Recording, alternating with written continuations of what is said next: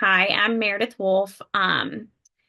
So when I think about my Christian perspective and worldview, and then I think about how that relates to psychopathology, I immediately think of the way that sin entered the world in Genesis 3. Um, this resulted in brokenness that previously, had not been in the world when the fruit was eaten from the tree that introduced sin into our world. And so that is why we live in a fallen world and why sin exists. So um I think that the brokenness that comes from that can affect us not only spiritually, but physically, mentally, emotionally. We see an example of this I can think off the top of my head, two examples of David. In Psalms, he experiences emotional turmoil. And then I actually am in the middle of reading Job for my Bible reading plan for this year, and he has been lamenting throughout most of the book and said, he one of the specific in Job 3:26, he laments, I am not at ease or quiet. I have no rest, for trouble has come. And I think about that in just being in an emotionally hopeless state, that in even our day and time people are in. So that's how I think about that in the Christian worldview of psychopathology, like just like a little overview. Um, I know that, we know humans were created.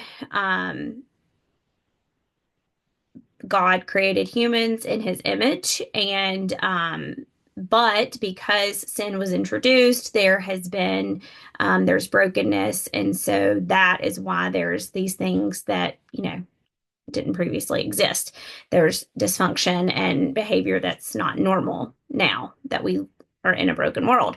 So I think we have like one more thing is that I think in the Bible, the approach to psychopathology healing is going to be holistic. We're going to really, it's going to be emphasized, I think, greatly on spiritual healing and finding strength through your relationship with God and leaning on Him and praying and repentance and even practical intervention with such as counseling and mental care or medical care for those things. That is the way I feel like the Christian view of it is.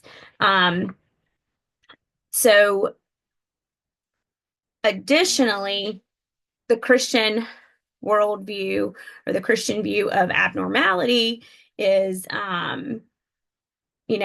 again, we know through it, it's acknowledged throughout the Bible and, through David and Job.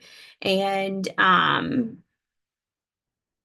then, I mean, let's see, I'm trying to think. Elijah, there was in First Kings, Elijah had a lot of despair.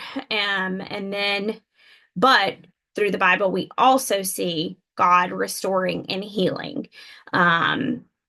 We see through the Bible that the faith community is a powerful way to heal some, or not heal, but help lead to healing and by providing support to those who are in emotional distress or mental distress. And that is really important from the Christian worldview. And then I think there are some ways in which it overlaps with the secular view.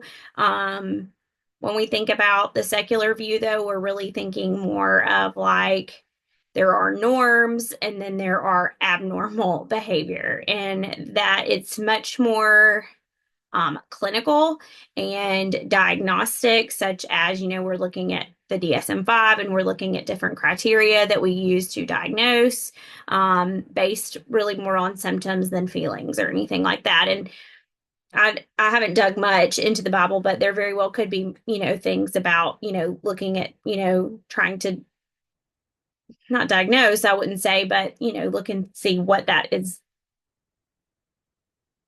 identifying what's going on with individuals. Um, and then there's, the frameworks for treatment in the secular worldview are going to be much more like biological and scientific based. And typically are going to not include the spiritual dimensions or the spiritual aspects.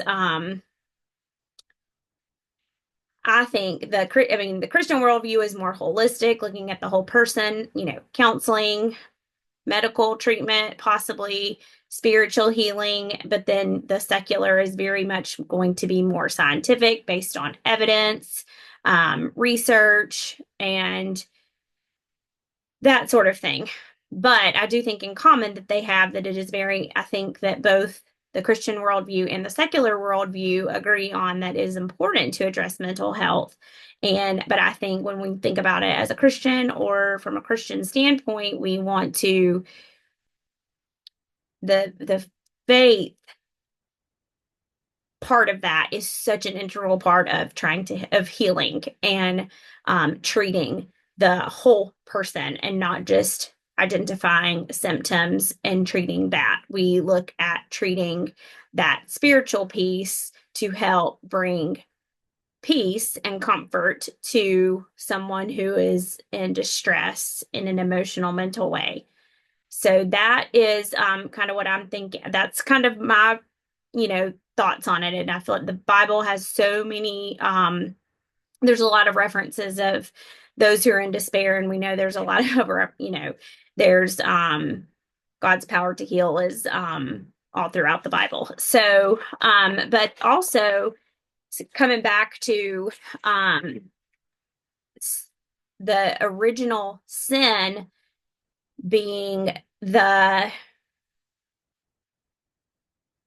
gateway into the fallen world and then it introducing these things Jonathan D. Borger in his he is the author of The Original Wound, Considering Sin as Trauma and Psychopathology as the Disintegration of Human Personhood. When we focus on the relationship between sin and psychopathology and viewing sin as trauma within the Christian worldview, we can help this paper that he's written, is the goal is to draw together some insights regarding the problems that humans may face in only not the physical, spiritual, physiological, and social dimensions. And then, some applications for pastors to use for treatment. And one of the examples was perhaps one of the clearest examples of the way the multidimensional effects of sin enslave or infect humans is addiction. And I think that is just a clear cut, just a very straightforward example of the way that sin is, we see that as brokenness in our world through addiction, which is, so prevalent in our society today. So that is my Christian worldview, and versus my secular view on psychopathology. I'm really excited about this class and all the things that I'm going to learn. Thank you.